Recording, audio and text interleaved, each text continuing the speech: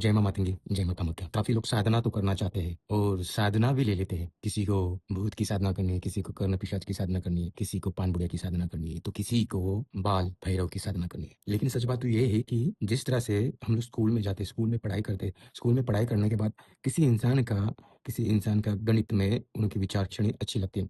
किसी के विचार अंग्रेजी में अच्छा होता है, किसी के विचार हिंदी में अच्छा होता है। तो हर एक सब्जेक्ट, उस सब्जेक्ट की एक रुचि होती है उन लोगों को। तो उनमें से कोई लोग जैसे मान लो कि बहुत बड़ी यूनिवर्सिटी में पढ़ रहे हो, तो सारी यूनिवर्सिटी में सबके सब पीएसआई या कमिश्नर या डिप्टी इंजीनियर या फिर बड़े लेवल के अधिकारी सबके सब नहीं बनेंगे। उसमें से सिर्फ एक ही बनेगा। पता है क्यों? क्योंकि उसमें से जो एक होता है उसे पता है कि वो क्या कर सकता है, वो उसी चीज को फोकस करता है। आज के विषय में मैं आपको यही बताना चाहूंगा कि होता क्या है कि आपने किसी को देख लिया यूट्यूब पे, फेसबुक पे या सोशल मीडिया पे कि साधना है, साधना पे बैठ जाऊंगा, कर लूंगा, हो जाएगा। तो ऐसी सोच में आप कदापि ना जाए। पहले ये चीज़ ज़रूर ढूँढ लें कि आपके अंदर सकारात्मकता कौन-सी वाली है और नकारात्मकता कौन-सी वाली है। आपके अंदर ऑरा कितना है? आपने जिनसे गुरु दीक्षा ली है, क्या आपका आँखों का पर्दा, कान के पर्दे और कंठ का पर्दा, क्या आपका खुल चुका है? क्या आप जिस शक्ति को आह्वान करोगे, क्या वो शक्ति आपकी आवाज़ सुन रही है? इन सारी चीज़ों के पीछे है साधना। जिस तरह से हमारा शरीर तय करता है कि हम कौन-सी साधना कर सकते हैं। जैसे मान लो कि मैंने बोल दिया कि अभी पुलिस अकेडमी में सबको ऐड कर रहा हूँ, तो क्या लगता है आप जितने लोग मेरा वीडियो देख लिए, सबके सब लोग को पुलिस अकेडमी में ऐड होके सब पुलिस बन जाएँगे? नहीं बनेंगे। एग्ज़ैक्टली, ये मैंने एक छोटा-सा उदाहरण दिया। एग्जैक्टली वैसी ही चीज़ें हमारे शरीर की रचना तय करती है कि कौन सी साधना करनी है और क्या करना है। हमारे भीतर की आत्मा अलग बोलती है और शरीर अलग बोलता है। शरीर और आत्मा जब एक ही चीज़ बोलेगा तभी उस चीज़ में आपको फ़ायदा होगा।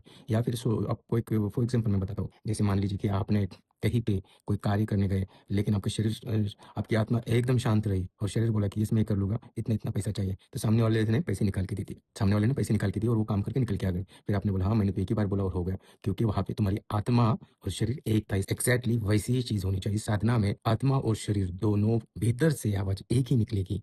और जिस शरीर रचना में, जिनके शरीर रचना में वो पॉजिटिविटी, वो कितने तक दौड़ सकता है, वो अपना शरीर कहाँ तक खींच सकता है, वो साधना तय करती है। जैसे मान लीजिए कि आपने बोल दिया कि मुझे कर्ण पिशाचनी की साधना करनी है और आप सात्विक हो, तो सात्विक में कर्ण पिशाचनी की साधना कैसे करोगे? देखिए, कोई भी साधना करते वक्त होता क्या है, आपने जिन्हें गुरु किया है उनसे आप साधना के बारे में पूछेंगे, फिर उसके बाद साधना के लिए आप बैठेंगे। आपका साधना को बैठने का टाइमिंग जो होगा वो सिर्फ गुरु को पता होगा और आपको पता होगा। जब आप साधना के लिए बैठते हैं तो गुरु के पास एक ऐसा मंत्र होता है, तो उसी शक्ति को हमारे शिष्य तक पहुंचाने की पूरी पूरी जिम्मेदारी गुरु की होती है। और गुरु ही वो साधना को सिद्ध कर देता है। अदृश्य रूप में गुरु ही साधना को सिद्ध करता है। उसकी शरीर रचना, उसका आध्यात्मिक और उसकी श्रद्धा उस आत्मा को खींच के तो लेके आती ही आती है, लेकिन गुरु का बहुत बड़ा महत्व होता है।